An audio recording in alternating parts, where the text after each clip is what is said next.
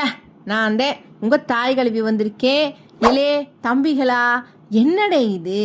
Sir நான் கிளம்புறேன், எல்லாத்துக்கும் தேங்க்ஸ் அம்முடுத்தேன்.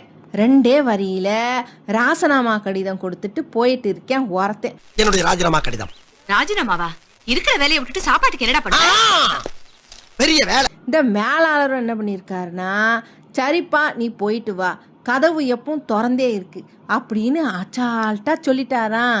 இல்லை இப்போ இருக்கிற இந்த சென்சி பசங்க எல்லாம் இருக்காக பாருக, எல்லாருக்கும் அவசரம், அம்பட்டும் வேகம். இல்ல ஒரு நிமிஷம் யூடியூப் ஷார்ட்ஸையே 2x ஸ்பீட்ல வச்சு பாக்குறாக இந்த பயலுக. வாழ்க்கையிலும் பொறுமைன்றது துளியுண்டு கூட இல்லாம போச்சு. இல்ல யோசிச்சு பாக்கிறதுக்குள்ள வேலையவே முடிச்சிட்டு அடுத்த வேலைக்கு தாவிடுறாங்க. எல்லாமே இவங்களுக்கு இன்ஸ்டன்ட் நூடுல்ஸ் மாதிரி டக்குன்னு நடக்கணும்.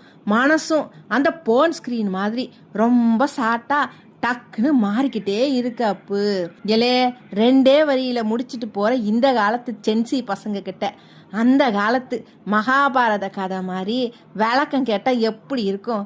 இல்லை உங்களுக்கு எங்கள் சேனல் பிடிச்சிருந்தா லைக் பண்ணுங்க, ஷேர் பண்ணுங்க, மறக்காம சப்ஸ்கிரைப் பண்ணிடுங்க. இல்லை அப்படிதான் சொல்லிவிட்டோம் போங்கடே.